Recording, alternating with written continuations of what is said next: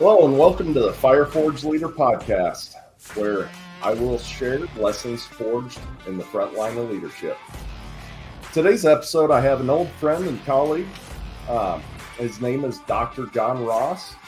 And just to tell you a few things about him, he is a best-selling author of two wonderful books, both of which I've read. He's a public speaker, a subject matter expert in the maintenance and reliability field.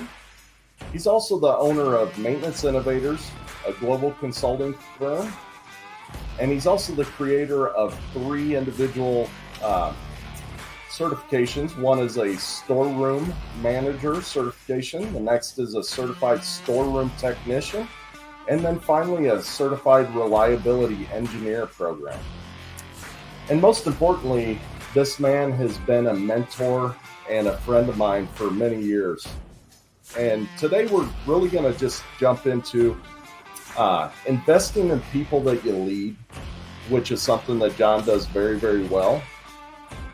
And then understanding gaps and how we take the steps, take action on how to fill those gaps. So without further ado, I'd like to welcome John. Welcome, John. Steve, thanks. It's great to be with you. How are you doing? I'm doing fantastic, John. Just want to make sure you're wearing pants. Yes? I am. Hey, before we get started, let me just tell you that Mary Jo and I are both extremely proud of you. And, I mean that, right? But I'm just really proud of all that you accomplished. Great with the podcast and your new role up there. And I hope you and Sherry are very successful returning back to that location. And I just love to see all the stuff that you've been up to the last couple of years. It does my heart good to see it. Well deserved. I appreciate that, John. And that really leads me right into something that I wanted to say to you and into the podcast itself. And that's the investing in people portion. So I'm sure I've told you this before. If not, I think it's in one of your books, but you stepped in my life at a time where I was about ready to leave the maintenance and reliability field. I was sick and tired of it. I was tired of getting beat down. I was really just sick and tired of, having that role in that career. And you saw something in me when we worked together and really invested in me, poured a lot into me. And I just wanted to talk to you a little bit about, not only that event, but I've seen you invest in other people like Eric Foreman, for example, and others along the line. So I guess just starting out, what is it that you see in people that helps you decide to make that decision to invest in someone? Yeah, that's a good question. I'm going to go back real quick if I could, because I did hear the comment that you just made about you and I and our relationship. I heard it in your great podcast with Roy Huffman, which was just a tremendous podcast. I really enjoyed that. So, I think I think you would start with what you don't see in somebody, if you'd allow me to kind of expand on that. Oh, yeah. What I don't see, or I feel like I don't see, or not that I don't hear it, but you don't see sort of preconditions. It's not like somebody said, oh, hey, when you meet Steve, you got to watch out for this. Or if you meet Eric, hey, be on the lookout for this. So you don't walk in expecting somebody to be that. I'm not saying I ever heard that. I'm saying you don't walk in thinking someone's got strikes against them that they don't have. But I wonder if you would look back on our relationship and ask honestly, if it really just boils down to at some point, me believing in you and then giving you the opportunity to prove me right. Does that make sense? Yeah, it does make a lot of sense. It's an interesting way to look at it, right? You start out on the positive scale rather than looking for the gaps in the person. You're really looking at, okay, I believe that you're here. Yep. So that does make a lot of sense. Well, I mean, obviously you didn't get to be a maintenance manager because you were doing everything wrong. You'd gotten to that role for some demonstration back in the old days when I had, hair and a 29-inch waist back in those I realized that was the last century. But, sometimes the maintenance manager was just the biggest SOB in the department, right? Or the smartest guy. And Steve, I wonder, I don't know that you've mentioned in the podcast, but maybe just a real quick reflection back on how you and I know each other. So when I went to work at the plant where you're at, I came in as the maintenance or the plant engineer, and you were the maintenance manager that was there, right?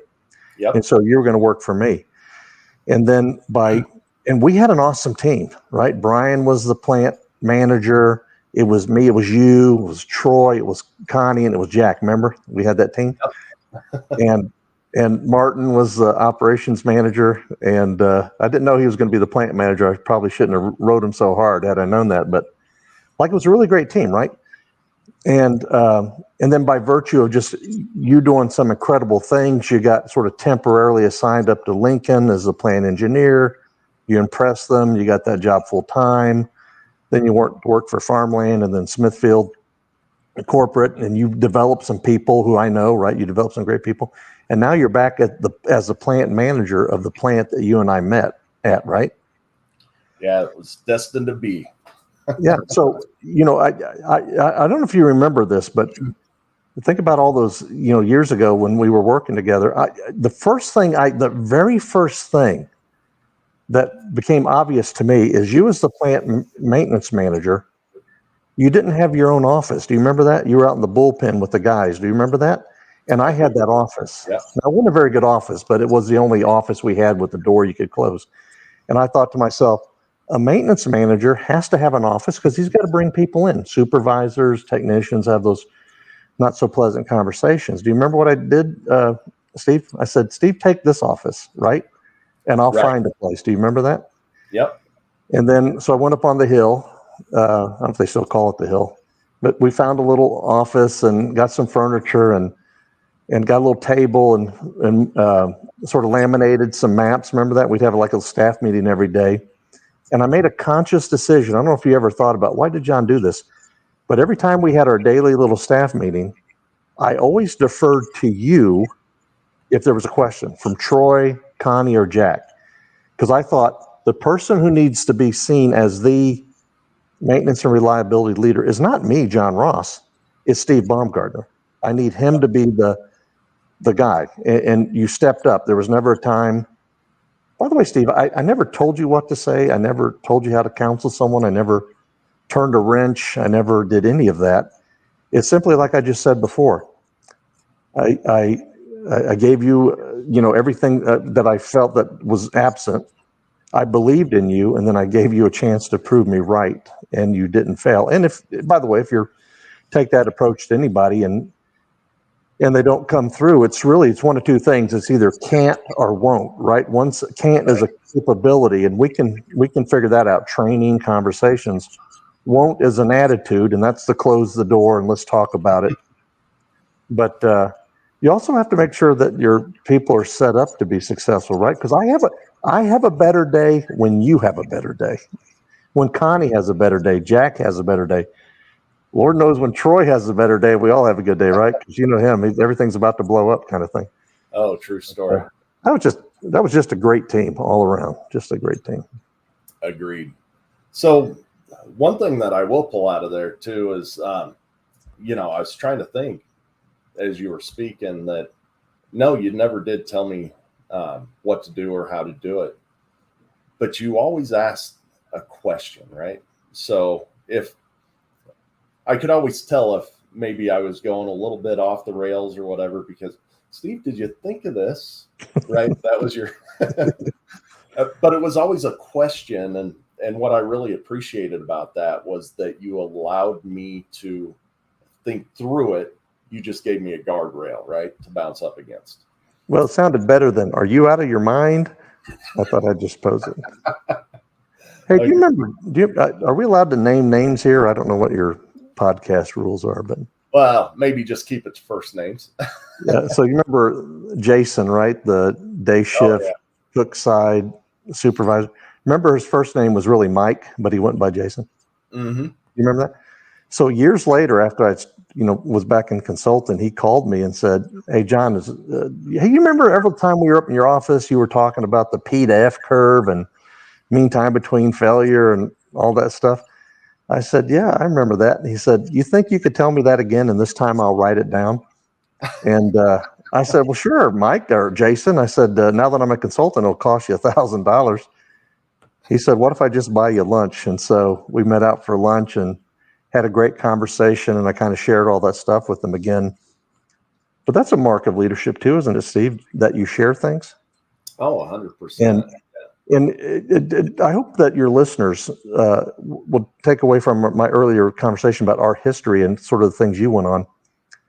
See, a leader could take it personal that you've had all these advancements and things, and it might eclipse the old sensei, so to speak. But I came out of the military. It was literally a badge of honor when your guys got promotions, when your guys got medals, your guys got like really awesome assignments or accomplished things. Because again, I didn't do any of that work for you, but if I created an environment by where you could find your footing and your niche and your path, in some way I was contributing. And really what we all hope to be, I would hope as professionals, is to be a net contributor. Like when I leave, I hope I've left more behind than I took, right? I've contributed to our cause or our industry, maintenance and reliability. Yeah. So I would also say that that's the mark of being an adult, right? When you start yeah, I guess more than you're consuming. So, right. You could take that a couple different ways. So I guess the flip side of that, right, is, have you ever came to a point in time when you've decided not to invest in someone, or you don't believe that they're going to meet the bar coming out of the gate, or do you give that opportunity to everybody that you meet? Yeah, at the risk of having a long laundry list of vices and things I'm not good at, I did get a black mark on an evaluation from my boss, who was the plant manager when I worked at the steel mill. And here's the black. I'm not making that. This is John, excellent, except for this one thing. You don't know when to give up on somebody. Now, I'm not saying that as my biggest vice is I just care too much. That's like on a job interview, right? So Eldon, who was my boss, he said, you don't know when to give up with somebody, because there was a particular maintenance supervisor, his name was George, and I just held on to this guy. This guy had been in jail. This guy had, spousal issues. And I'm like, Eldon, let's give him one more chance. Anyway, I finally had to let the guy go, I'm doing air quotes, because he got kicked out of Canada on a business trip for hitting a bartender with a beer pitcher, or the bouncer rather, with a beer pitcher. And so the beer pitcher is made out of plastic. George is drunk. He hits this bouncer, 400-pound bouncer, in the head with this thing. He gets beat to a pulp, and when I say kicked out of Canada, I imagine they literally tossed him over, the border. And my boss, Eldon, said, I think it's time to get rid of George. I said, I have no leg to stand on. He's out of there. But, sometimes it's, Steve, sometimes it's because it takes different things for different people, right? Sometimes somebody just wants to be listened to, or they want to rationalize a decision. And so you're there listening, right? And you might offer some, hey, you think about this, you think about that. Sometimes you realize that they don't have a skill that they need, and you're like, hey, wait a minute, it's within my power to do something about that. Sometimes they, and by the way, too, Steve, you've seen this because you've been around. Sometimes when someone has some performance issues, and I've even been talking supervisors, sometimes it's not work related, it's home related, right? They got a really sick kid, they got a marriage that might have some trouble. It's oftentimes financial. It's things that are personal. They don't want to talk about it, and I can understand that. But I hope that we don't ever have a society where we just give up on people. Because even if it's hey, Steve, maybe supervision isn't your thing, but you obviously need some assistance. Let me see what I could do. But if the people are suffering and the job's suffering, you got to step in and do what you got to do. But I don't think you ever give up on people. But by the way, a lot of people sometimes self-identify, because maintenance supervision is tough. I mean, right? I'm talking, right? It can be difficult. Sometimes people go, John, I just don't have the fight anymore, right? It's been beaten out of me. So that's kind of where I found you, I guess, as you're describing it. You were, and Steve, what a shame that would have been, right? With your talent and capability. And think of all the people who have benefited from being in what's the word I'm looking for, your orbit, so to speak, that have benefited because the people that you worked with at corporate, your team, have really, really benefited, went on to get certifications and do great things. And wouldn't that have been a shame had I walked in and you walked out? I walked in the front door, you walked out the back door. Oh, agreed 100%. And it's amazing how we touch people's lives, right? And never let them know. I mean, you touch my life like that. I've had the same experience with others. I have one of my former employees. We switch roles, so that's why the former employees. But she just reached out to me the other day and was thanking me for some leadership things that I had done in her career that prepared her to better for her personal life, which I thought was pretty interesting.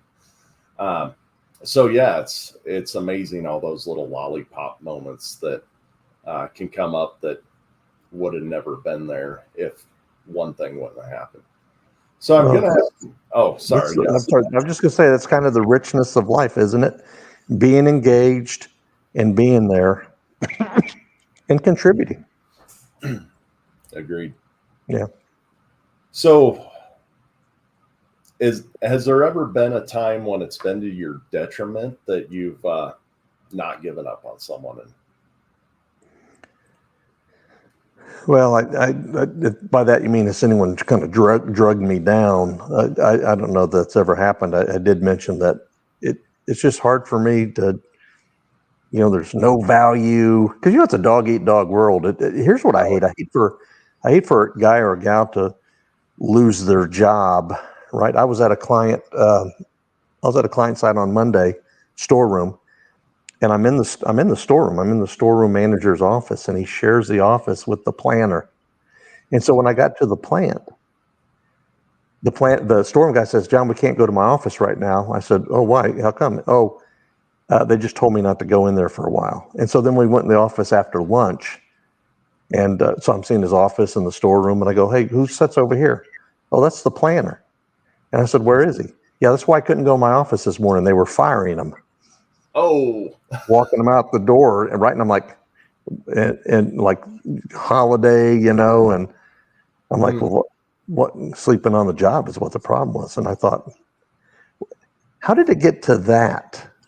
Yeah. That a guy's losing his job, sleeping on the job. I mean, that seems like such a 20th century reason to fire somebody. How did it get to that? Of course, I don't know if it's like 17 verbal warnings and 3 written warnings and a suspension, and then the guy got what? But I haven't had a situation. And again, what's interesting, Stephen? Again, you and I are parallel in the sense that we've been around for a while, right? People, if you invest in people, have faith in them, listen to them, give them what they need to be successful. I was going to say you'd be surprised what people can do. But you're not surprised because they can do it. Right. And it's amazing what people can do. And I tell you what, Steve, when someone accomplishes something that they didn't even think they could, but somebody believes in them and they accomplish something, the pride that they feel, the self-accomplishment, the lifting of their heart, you cannot simulate that. That comes from accomplishment. That comes from reaching a goal. That comes from doing something. But maybe if you're just persevering because your boss thinks you can do it, right. And then you do. I'll tell you what. They don't have a drug that simulates that. I don't think. That's awesome. No, I agree, and it's an amazing mindset, really, when it comes down to it. And I'm analyzing all of my direct staff right now, and thinking about, have I really set them up to where I believe that they can succeed at their jobs, right? Because as humans, for whatever reason, we're wired to, look at negatives first, and then, we might bump into a positive here. But the way that you take it, it's, you start at that different level, that different mindset of being positive, and knowing that they can achieve it. So, Well, and it could be the military, I guess, but you know what it is? It's a classic survival trait, I guess. I mean, think about this. We're stranded on a desert island, right? You and I. yep. And so we don't know how long we're going to be there. So we may be there for the rest of our lives, right? We don't know. So we could do one of two things. Let's talk about what we don't have, right? What we don't have, or let's see what we do have, right? And so the approach is, let's take stock of what we do have. And let's say, for example, where you work right now, every single thing that your facility, your people, since you're the plant manager, every single thing they need to be successful exists in that plant now. Everything. All they need from corporate is the funding. That's it. I don't need corporate to come down and solve ammonia vacuum pump that's leaking. I don't need them to solve a issue on a slicer or a drain or something, right? Everything you need's in there. And so as a leader, you let your people know everything we need is here, including the brain power, the willpower to get it done. Now it's just a matter of like, what do we got? Not what are we missing? Because duct tape ain't going to help us if we ain't got any duct tape. And so it's the approach. And you know what, Steve? You and I and your listeners, we're professional problem solvers. That's what we are. We're professional problem solvers. We solve problems all day long. And at some point, you're going to get to, what do we have to work with? I just suggest we start with that. Right. What do we have to work with? And by the way, that could be, I have an interest. I have a curiosity. I have a certain set of skills. I'm going to do my Liam. Who's that? I got a certain set of skills. I will find you. Who's that actor? Right? Liam Neeson, yeah. Liam Neeson, right? I got a particular set of skills. I will find you. But hey, can I point out something real quick? I meant to say it at the beginning. It's ironic that you've got this podcast. I don't know if you ever knew this. For your listeners who aren't watching this on a video, but I'm holding up my dissertation. This is my PhD dissertation. This is it right here. And this is the title: Leadership Development for Engineers and Technical Professionals, a case study. So about, 20 years ago, 18 years ago, when I was putting this together, I noticed there's a complete lack of leadership in the skilled trades and the technical fields. And what we're doing, Steve, is we're training people to be great managers, time managers, managing budgets, managing schedules, managing production. Yeah. But nobody's leading, right? Nobody's creating. Nobody's innovating. I'm not saying nobody is, but we're not. And do you really teach that, or is it sort of innate to people? But my conclusion was, we better get busy, or we're going to end up with a lot of technical leaders who don't know how to lead. Yep. And that's even hard to find anymore, just getting that technical leader. So one thing I want to go back to is the problem solving thing. I'd almost challenge that a little bit. In leadership, I'm not really sure that I'm a problem solver. I like to consider myself a facilitator of solutions rather than a problem solver myself. So what I mean by that is that, sometimes I'm that person who needs to get the creative juices going, but I need my people to be those problem solvers, right? Yeah, I think you misunderstood. I think you misunderstood me, Steve. I don't mean that you have to come up with the solution, but you can't get through a single day. You can't get through a single day without addressing a problem, can you? They're calling you before you leave the home to come to work. In fact, Steve, if you could somehow seal yourself in your office, take the phone off the hook, not answer a note under the door, and sneak out of there without ever talking to a single person, you're going to get home and Sherry's going to say, "What do you want for dinner?" And now you got that problem to deal with, right? You're probably end up chicken nuggets or something. Thousands of decisions for sure. Yeah, so what keeps you from having to literally come up with the solution yourself is engaging the people. We are professional problem solvers. What do we got to work with? What's the problem? How big is the problem? Is it really a problem we need to tackle now, based on priorities? And so we're making these kind of decisions, like this. And we got to get really good at it. If you're a professional problem solver, and you are, our approach ought to be to go hunt for problems. to go seek them out while they're babies, infants in the cradle. We're Yep. going to be the Van Helsing of problem solving. We're going to kill those things in the cradle, drive a stake through their heart because we're like vampire slayers, right? Van Helsing. We're going to hunt down problems. So if you think about that approach, when your people come to work today, engaged, excited, and willing to take on the problems, guys, what's keeping us from being successful today? Well, we got this situation. Well, you three guys, go out and kill it. That's really what you're sending them out for. And I was telling Mary Jo, I said, you know, one thing I just thought about, Steve, here, I just thought about this. You don't want the people that work for you, your sort of lieutenants, if you will, you don't want them to have a worry or a care in the world. You want them to go home excited about tomorrow, excited about the plan that they're part of, excited about the vision, their part, and they can't wait to get to work, to try out that new thing or to have that conversation of growth with their people. As a leader, you don't want your people to have, I don't mean I don't want them to think about things, but I don't want you to worry about stuff. I want you to be excited about what we're doing tomorrow. John, why do we have to go home? Well, because you got to be in the office. You got to leave, right? Started. You better finish it.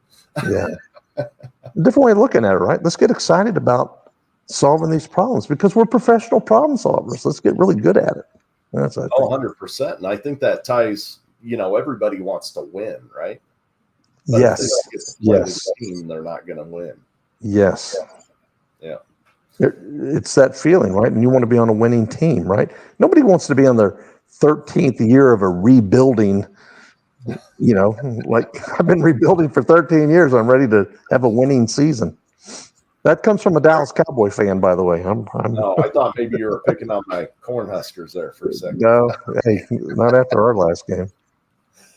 Well, now that we've talked quite a bit about that, there's a few takeaways I'm going to grab out of there, of course, and that's, how can I reset my mindset to think about making sure that the people who work in my care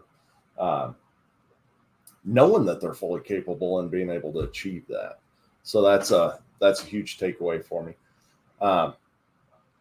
So as we conclude that, I'd like to really talk about these certifications that you've started. And we can start off talking about, what are they and who are they for? But what I really want to get down to is I've really seen that over time. And I remember the first time that I talked to you about a storeroom outside of work, right? And it was when you were consulting. And man, I don't know if I've ever seen you that excited. And then I thought to myself, why in the hell is he so excited about a storeroom? Nobody cares about the storeroom. So explain to us how you just identified those gaps and now how you're filling them. Yeah, so Steve, I can try not to make this sound like an infomercial, but as I mentioned before I came out of the military, I was a flight line aircraft maintenance officer. And all the planes that I worked on were literally every plane I worked on was built in the 50s or the very early 60s, and they weren't making those planes anymore. But we had the spare parts, right? Because you can imagine the B-52 fleet grounded because we don't have some little plastic union or something, right, that isn't made anymore. And so it was just sort of, as a flight line maintenance officer, I always ran the storm because that was part of the flight line maintenance. And you never thought about spare parts because it was just always going to be there, or there's some guy in a Pentagon, some colonel making sure that part was going to be there forever. I got my first civilian job, and lo and behold, that wasn't real life. In fact, we didn't actually have a storeroom at all. I don't mean like a storeroom that wasn't worth much. We literally did not have a room that was a storeroom. We didn't have like a junk drawer. Everybody had their own stash. And I got a consultant came down from Chicago. His name was Jack. And Jack came down and we set up a philosophy and a vision and a mission, just like I teach in class. And he said, John, at some point we're going to have a storeroom. So my boss was named Mike, probably one of the best bosses I've ever had. I told Mike, I need a storeroom. He says, how big? I said, this big. He said, how much money do you need? I told him. He goes, go tell the operations manager you're taking 300 square foot of his property where he was just storing molds. Just pick out the choicest property. This guy was the vice president. And so, make it so, number one, make it so, like on Star Trek. And so I hired this, of course, it was a union plant. So I had to hire, the senior, whoever put in for it, a lady named Kathy, she was clock number 3. Like the other 2 guys had died. And so Kathy was like the senior person in the whole plant. She was there, when Paul Revere started in 1801. So Kathy comes over. She's 7'4". She's the meanest looking woman you ever saw in your life. Perfect for a storeroom. She welded herself in there and never left for like 6 years. And she created this incredible storeroom. And so before that, we couldn't get any parts, right? And then after that, we always seemed to have exactly what we needed. And I thought, how come we don't institutionalize that? How come that, look, if it's the best practice, why isn't it our common practice, right? And so I just became a real champion of the storm because I found out wherever I went, you could have the best preventive and predictive maintenance, the best planning and scheduling in the world. You're not getting anything done if you don't have that little plastic union. It just ain't happening. Yep. And so about 5 years ago, I created this idea for a storm certification, one for the managers or the salaried folks, the supervisor, manager, whatever that title of that person is, but salaried. And then also one for technicians, the associates, clerks, whatever they're called, and the hourly folks. And I presented this to a company, a big consulting company. And 5 times I went to them, 5 times they turned me down. And so after that, I said, I'm just going to start this myself. Right? I think I got enough cachet and enough name recognition and enough education and notoriety, if you will, that, when Dr. Ross says it, best practice, here's my sources, it kind of means something. And here's the thing, Steve. So it's a course, like a 4-day course. Then there's like 4 homework assignments that you have to take with one-on-one guidance from me and a test that you have to pass. So when you take this certification course, you darn well know how to run a storeroom. Absolutely, because you've proven it to me, and I'm a pretty tough customer. And on the Certified Professional Reliability Engineer, there's a CRE program, but you just have to take a test. I'm like, no. If you're going to be a reliability engineer with my certification, you're going to take a class, you're going to take a 5-day learning lab hands-on of all these technologies, hands-on. You're going to have homework and you're going to pass a test. And this is like a little obstacle course.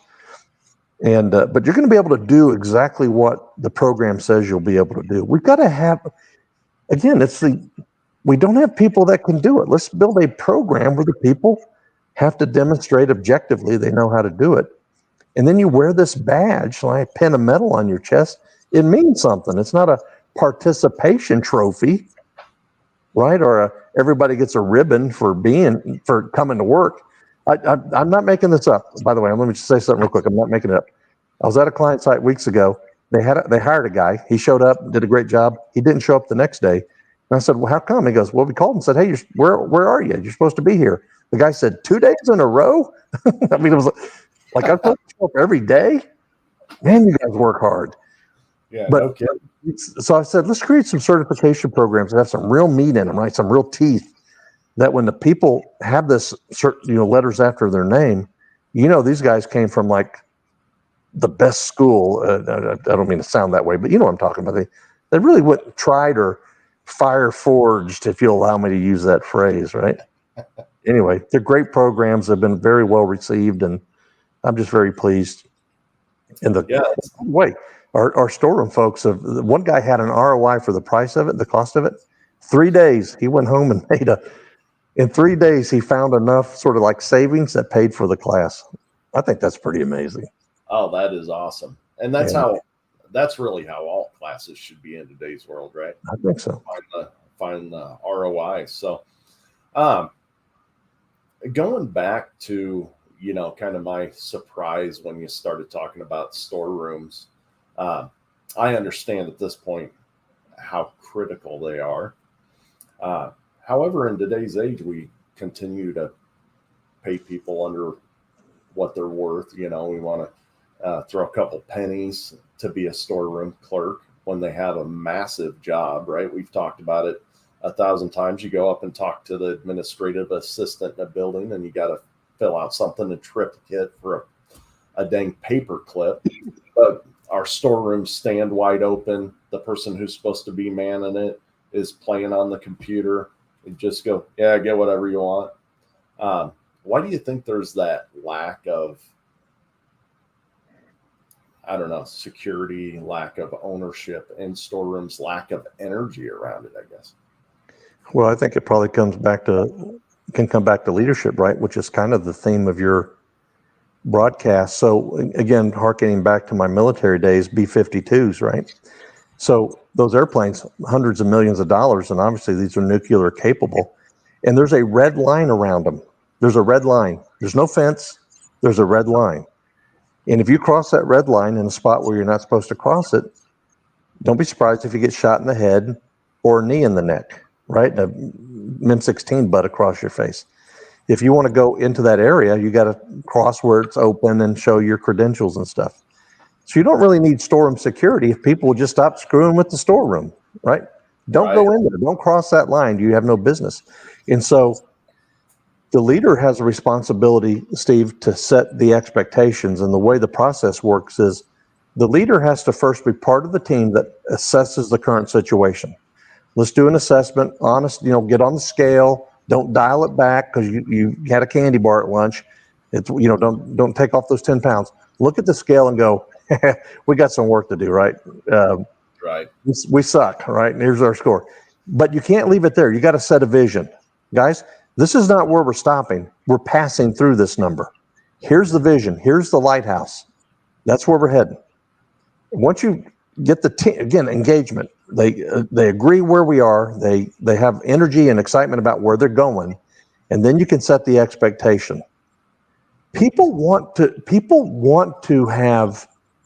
I think people inherently want to have their boss have expectations for them. Steve, can you imagine?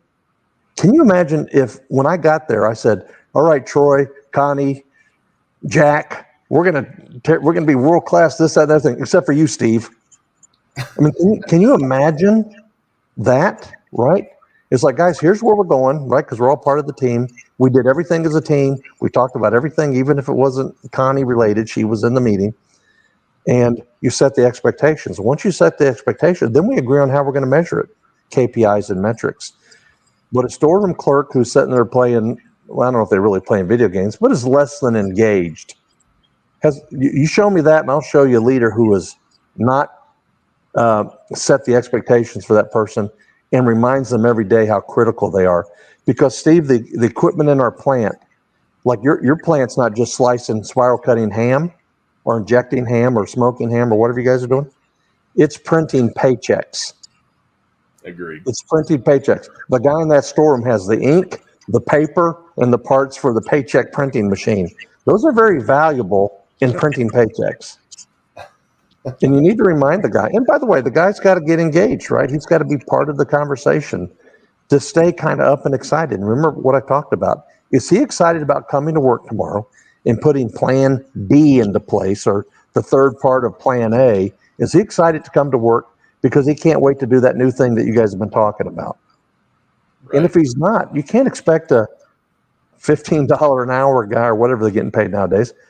Right? The leader's got to make him excited, and he wants to feel relevant. I could be wrong. By the way, let me just tell your listeners, half of what I say may be BS, but the other half's pretty good, so pay attention to some of it, right?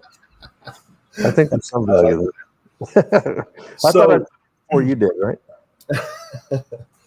Going back to when you were explaining that vision and where we were going, you were really, really good at that, right? You got up in front of the whiteboard. You're an excellent teacher, good at connecting the dots, making it simple. Not everybody has that capability. So I look at my current role as a plant manager, and I have 7 direct reports. Each one of them has a functional area. How would you say one of those people isn't that motivator or doesn't know how to articulate that vision properly? So you have one functional area. How would you go about getting that one functional area steered in the right direction if that person just is not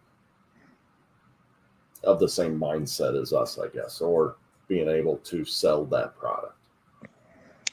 Yeah, it depends, I guess, is it a lack of charisma? Because I think you'd probably agree. And I realize, and I don't want your listeners to think I'm all full of myself, but sometimes I have to say I because I'm talking about my practice. But Yep.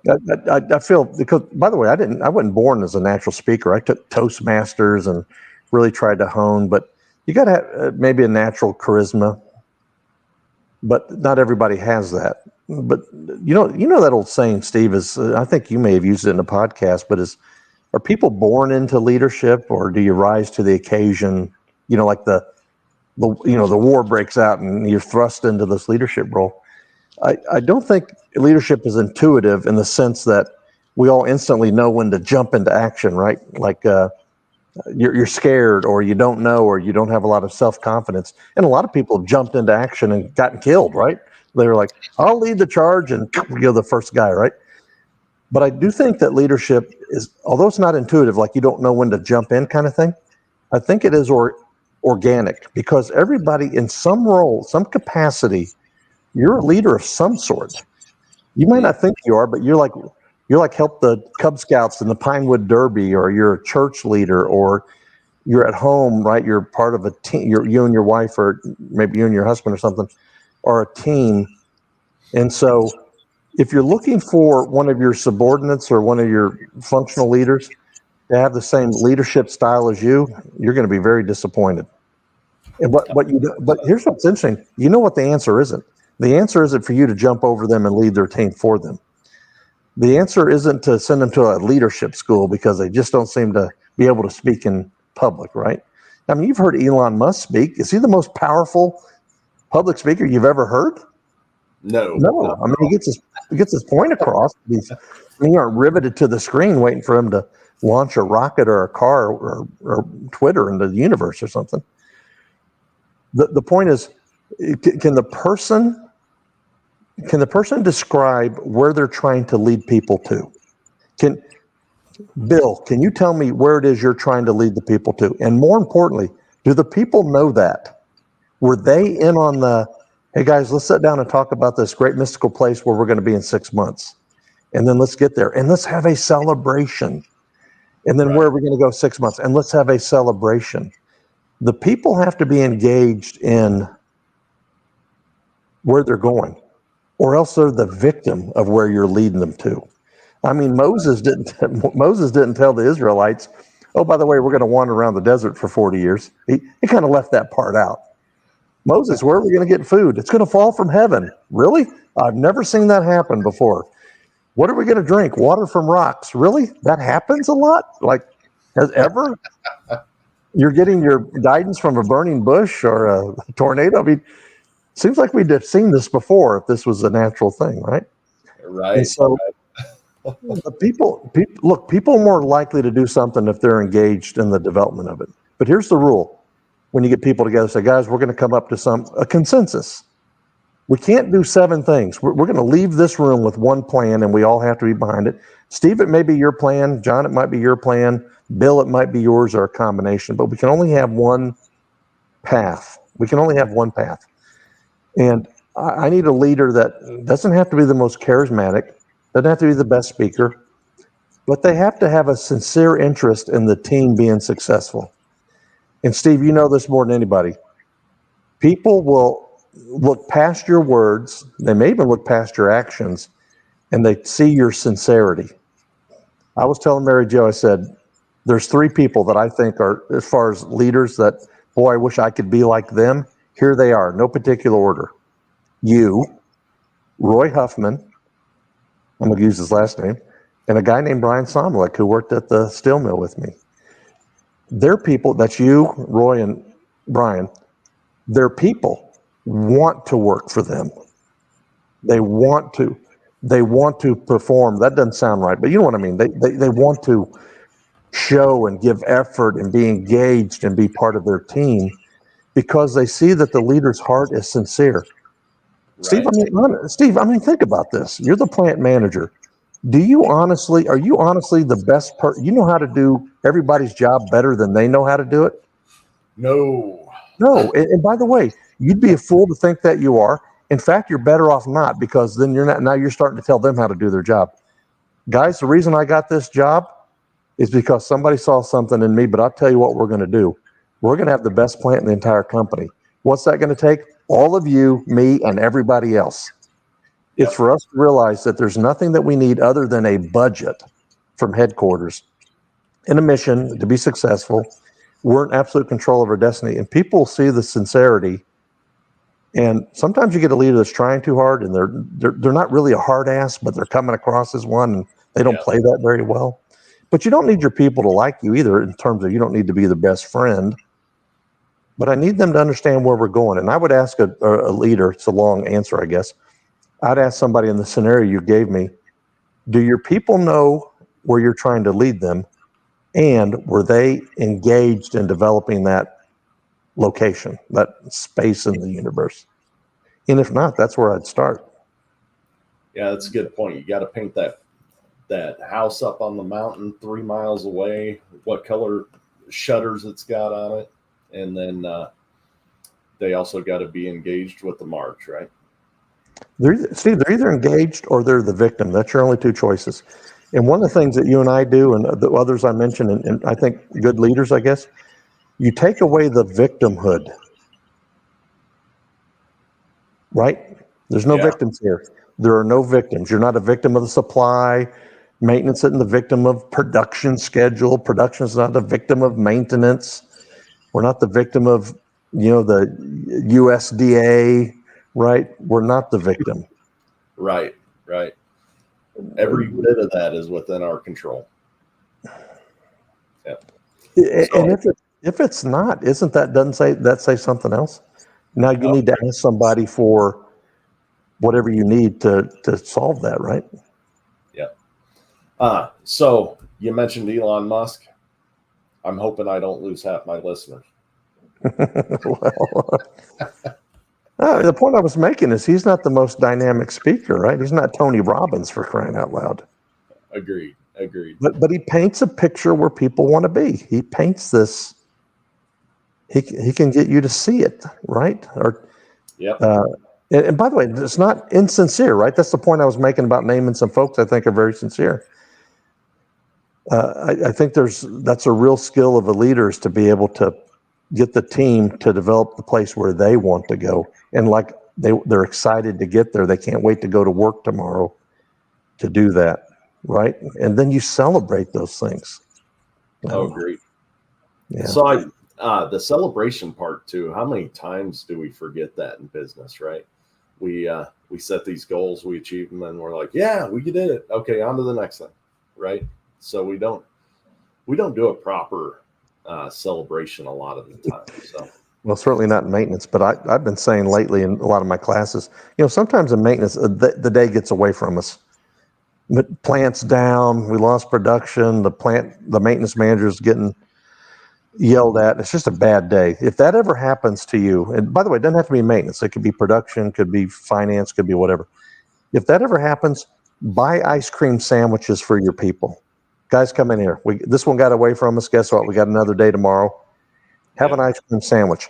No one was ever in a bad mood because they ate an ice cream sandwich. I mean the cheap ones too, like where the cookie comes off on your finger. Not like the really fancy Blue Bunny, $5 a piece ones, but the 25-cent ones. Agreed. Just buy ice cream sandwiches, man. So you're gonna love this, but down where the cafeteria used to be. Oh, used to be. Okay. Yeah. So there's another building out here where the break rooms are at, but that became a training center, and we actually have an ice cream freezer in there, John. Oh, I like that. I'm coming to visit. It is beautiful.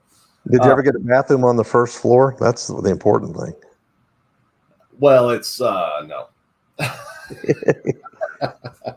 Nope, still haven't got that one to pass. But on the other building, yes, it's on the first floor. That's good. So going back to not being able to have all the answers for all the different departments and all that, it's been very interesting since I came from a 20-year career with this company in maintenance and engineering to plant management, because I think my one superpower in the role is I can ask all the dumb questions, right? I get those out of the way. uh, I, there's people with a lot more experience in this business and definitely in their roles than what I have. So I get to ask those stupid questions, but a lot of times it's amazing because it gets people to think about things that they haven't thought about for 20 years. Right. So it kind of brings them back down to the basics. And when you're talking about problem solving, 5 whys and all the other methods of problem solving, the hardest thing that I've seen in my career is that people don't think simply enough, right? They don't get to the right cause because they're always jumping to that conclusion. But in this role, I can help people get there because I can ask those stupid questions like a 3-year-old. So just wanted to call that out after you mentioned that. Yeah. And a lot of what we do too, Steve, is I just had this discussion today. A lot of what we do is process driven, right? So when a machine breaks down, the plant manager, right, normally says the next day, who PM that last? Remember that who did the PM last, right? No, the question you ought to, I'm not telling you to ask this, but the question that ought to be asked is, how do we keep this from happening again? Right? I don't care who PM'd it last. Maybe it was the best PM in the world and the thing just gave up because it was its time to give up or something. But how do we keep this from happening again? What was the failure mode and what are we doing about it? And then how can we leverage that? If it was a motor, do we have any other motors in the plant? If it was a coupling that sheared, do we have any other couplings in the plant that we could leverage these gains? Steve, this goes back to making our guys professional problem solvers and thinking about it, right? Because I don't know if you know this, but I was a crash investigator for 7 years with the Air Force, right? And so you got all these crashes or an incident. It could be, dead pilots or a smoking hole in the ground or just a car ran into an airplane or something. But the question was always, how do we keep this from, what happened and how do we keep it from happening again? Because, we don't have a lot of planes and we don't want to lose pilots ever, right? We never want that to happen. And again, it's this professional, you approach the problem with this, the value of it is going to keep it from happening again. In your case, it's to keep the paycheck printing machine running longer, right? And so you're arming your people to go out and do battle. And hey, let me just say something too, Steve, about this being the smartest guy or having the answer for everything. I think you're a smart guy. I think you're very smart. But let me tell you something. You will never be smarter than you and me together. You ever thought about that? Because you haven't lived long enough and you won't live long enough to make every mistake I ever made, right? And so the value of us working together is you've got my history. And by the way, I'm not smart because I'm just smart. I don't, whatever I know is because I tried it the other way. It didn't work, right? And I found a way that did work and I can share that with you. Look, I don't know the right answer for what you're doing, but here's 3 or 4 things I've seen work. Let's see if any of that might fit the bill. And that's our approach, right? So the important thing about your little scenario is you are a team. You're a team of, what'd you say, 7 plus you, 8, right? So, yep. And there are hundreds of people counting on you guys to engage them, set a vision or help create a vision, set expectations, because people want to rise to the occasion of a challenge. Again, can you imagine, Steve, you stay on the bench, we don't need you, or we don't think you could do this. You don't want to be that guy. Right. No, that's I good. need everybody. Well, I know I'm keeping you from dinner, so just kind of wrap this up here. I'll give you a little bit of a chance here if you want to talk about your books or where anybody can reach out to you at, or anything along the maintenance innovator route. That would be perfectly fine. Yeah, we're going to not turn it to infomercial, but my first book is called The Reliability Excellence Workbook from Ideas to Action. And I was at the SMRP conference in 2017 in Kansas City. And I kind of walked over to Industrial Press and I said, I want to talk to somebody about writing a book. And the lady, her name's Judy, she goes, you talk to me, I'm the executive editor. And she said, what's your book about? And I told her, she goes, that book needs to be written. Steve, that book is how to set up a strategy.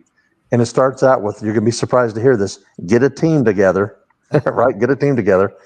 And it's a workbook. You go through sections and you fill in the blank. And at the end, you got this great strategy. It works every single time. And what's interesting is it ties in with my dissertation because 15, 16 years ago, I'm typing and doing term papers and things for my PhD program. And my maintenance supervisor came in. I'm in my office where I work. He comes in. His name is Todd. And Todd said, John, what are you doing here so late? I said, I'm working on a paper. He said, what's it about? And I told him. I turned around and I said, Todd, he just came in to chat because he saw my light was on. I said, Todd, I got an idea. Why don't you and I quit here and let's start a consulting company and we'll call it Maintenance Innovators. Todd's the first guy to ever hear that title. And he said, what would we do? And I said, well, I'm working on my dissertation here. And what this is let's set up a success for the maintenance and reliability effort by planning, engaging, budgeting, setting milestones, celebrating, and at the end, we all win. Like you started out, like we're interested in winning. So at Maintenance Innovators, we follow that approach. I promise you, I'm not going to come turn a wrench. I'm not going to stock a part on your shelf. I'm not going to clean a machine unless we're doing like a BEC or something. But what we're going to do is create the best maintenance and reliability programs and strategies on the planet, and we're going to engage everybody. And we may have to eat ice cream sandwiches from time to time, but it's going to be wildly successful. And anyway, it's been a very successful ride. It's a great company. The 2 books are outstanding. The second book, by the way, is Cover Your Assets, Asset Management at Your Place and at Your Pace. And it's on ISO 55000 asset managers. We're all asset managers, right? If the maintenance department can't explain how they're an asset to the company, they're either an expense, that's where we show up on the general ledger anyway, or worse, we're a liability. So I'm suggesting in maintenance, we get busy at proving that we're an asset and a core value driver to our business. But that's a little bit about Maintenance Innovators in the books, and the certification programs are outrageously awesome. Just the courses, you don't have to get a certification. I'm telling you guys, just the courses are awesome. Yeah, I'm excited for you on that one. I see that big old smile you got on your face. I'm excited about it. We're gonna change the world, Steve. That's awesome, man. I'm proud of you. Anyways, I'll go ahead and let you get back to your personal life and get some dinner in you. You know, I know you're kind of melting away there like I am, but definitely appreciate all the mentorship throughout the years. I'm sure that the listeners here are going to pick up a lot, just like I did from listening to you talk every time that we have a conversation. I appreciate it, John. Yeah, Steve, let me just say in closing, if you don't mind. Yeah. I appreciate those kind words. All I ever did was believe in you and then give you the chance to prove me right. And I appreciate you proving me right many times. I'm proud. I'm very proud of you, Steve. Very proud. You're going to make me tear up here, John. Well, I'm tearing up a little bit. I just really am. You've done an exceptional job. So I appreciate that, sir. Yeah, you bet, old friend. So I'd like to thank all the listeners for tuning in today, the Fire Forge Leader podcast. So remember, every one of these episodes is worthless unless you put these words into some sort of action. So after the heat of the forge, shape those thoughts, quench the brain, and put these tools to use. I appreciate y'all, and we'll see you on the next episode of the Fire Forge Leader.